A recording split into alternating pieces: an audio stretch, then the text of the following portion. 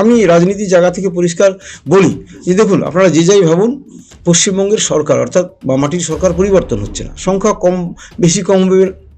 কম হবে না বেশি হবে সেটা আলাদা বিষয়বস্তু, কিন্তু সরকার তৃণমূল কংগ্রেসে থাকবে নিশ্চিতভাবে। মুখ্যমন্ত্রী মমতা বন্দ্যোপাধ্যায় দেশের মধ্যে সবচাইতে বেশি বিরোধিতা করেছেন, সুপ্রিম কোর্টে গিয়ে তিনি সওয়াল করেছেন এবং তিনি যেটা বলছেন যে নির্বাচন কমিশন যেভাবে কাজ করছে তাতে ঘুরপথে রাজ্যে রাষ্ট্রপতি শাসন জারি করা।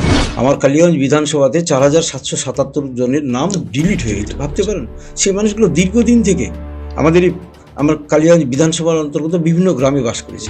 মানুষ বুঝছে, আজকে মানুষ নির্বাচন কমিশন এবং নির্বাচন কমিশনকে পরোক্ষভাবে বিজেপি যে পরিচালিত করছে সেটা নিয়ে মানুষ কিন্তু একটা বিরাট সিদ্ধান্তে আসতেছে। মানুষ খুব চরম ভোগান্তিতে পড়েছে। কি মনে হচ্ছে পশ্চিমবঙ্গে বিজেপি যে দাবি জানাচ্ছে যে পরিবর্তন অবশ্যম্ভাবী, 4 মে নাকি বা সমস্ত প্ল্যান রেডি, যে সমস্ত বিজেপির নেতৃত্ব বলছে না, তারা পালস বুঝে না মানুষের।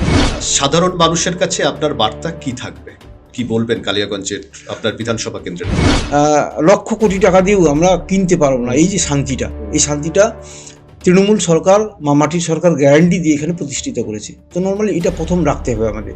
আমি রাজনীতির ময়দানে যখন নামি তখন বলি জিত একটা আমার ভাগ্যে লেখা থাকে। তো চেষ্টায় আছি, পরিশ্রম করছি। শক্ত জায়গা কালিয়াগঞ্জ, কিন্তু বেশ একটা ভালো লড়াই পাচ্ছি এবং তাতে খুব আশাবাদী রয়েছে যে মানুষ অন্তত সাথে পাশে থাকবে।